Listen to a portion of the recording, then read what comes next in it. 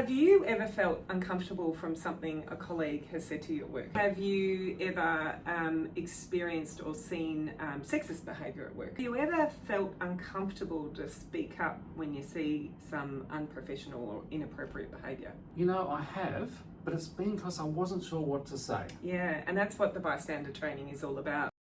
Hi, it's Jonathan. Hi, I'm Emma. It's time for Cut to the Case. And Emma, what are we talking about today? Well, Jonathan, we ran an active bystander session recently for our education. I think that was the one I missed. Yeah, sorry for that. It was a really good session. Do you know what an active bystander is? Well, I could guess it's kind of someone who witnesses something and does something about it. Yeah, that's right. And so I guess it's about witnessing microaggression, incivility, something sexist, racist, really something that causes harm to someone that you're either working with or a patient or in any direction within the workplace. And you know what? These things happen quite a lot. They do. They happen very commonly, and really it's about having a way to be able to deal with it when you see it, because, Jonathan, there's no such thing as an innocent bystander. All right, tell me more, Emma. Tell me, what did you learn at this workshop? Well, I think it's about learning how to deal with it when you see it. Sure. Because saying nothing just adds to the harm. Well, tell me, take me through the workshop. Tell me, Oh, okay. What you do? Well, why don't we start with an activity, Jonathan? Let's do it. Hit me with it. Okay, Jonathan. Not So, literally. have you ever felt uncomfortable from something a colleague has said to you at work? Oh, sure. Yes. Yeah. Yes. Okay. Yeah. Have you ever experienced or seen sexist behaviour at work? Yeah, I reckon I have. Yep. Yeah. Okay. Yep. Have you ever felt uncomfortable to speak up when you see some unprofessional or inappropriate behaviour?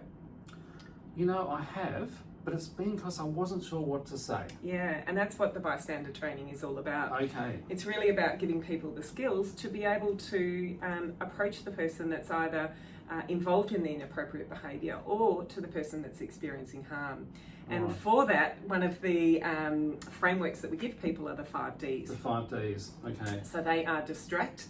So really intervene and distract the person that might be experiencing harm and get them over to another activity to So get them away the from... bad things happen. Yep. You've seen something Yep. happen. You pull Yep. them out of the situation. Yep. Yep. Be involved in direct questioning to the person that is being unprofessional. And really that's not about getting cross with someone. It's just really saying, hey, what you've said, is that what you meant? Because it puzzles me and I'm not really liking what you said. Okay, so it's like clarifying That's right. what they said. Yeah, and giving the person the opportunity of really thinking about what they said and maybe making improvement. Because it might have been they didn't really mean it as a Yep.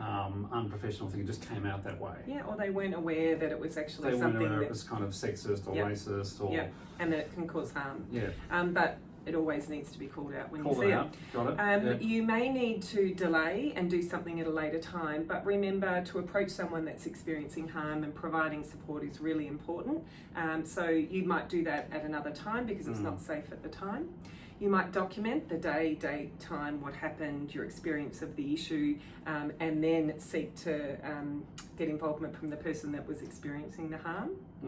Okay, Yep. so they're the Ds. They're the Ds, and the final one is to delegate. Ask for help from your colleagues about what you should do when you experience a time. So they're the 5 Ds.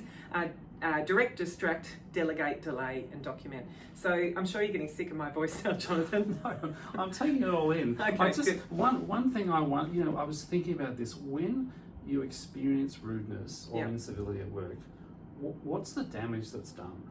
What happens? Well, I'm a doctor and you want me focusing on good patient care, but what it does is it takes up your mental bandwidth. You end up spending all your time focusing on what happened, and that really is not great for And that's patient what care. I've experienced. And you're kind of fuming, wishing you knew what to say, how to deal with it, and you kind of not treating the patient. So actually, you're not thinking properly, and that's a patient safety factor. Yeah. Yeah. And I think the other thing to say, Jonathan, is there are certain groups of people that experience this much more commonly than other groups, whether it's related to gender, ability or disability, colour of your skin or ethnicity. Many other groups of people experience disproportionate amounts of incivility. Definitely. Okay, Emma, bring it home. Key points. Active bystander. Well, I guess just to remember that it is okay to speak up and to support the people that may be experiencing harm, and it's okay to politely question the meaning behind a harmful statement, because that, one, gives the person the opportunity to reflect on what they've said, but two, really tries to stamp out from a cultural perspective behaviour that's unprofessional. Because if you don't speak up, it sends a message that you're okay with that kind of behaviour. Jonathan, couldn't have said it better myself. That's not the case. See ya.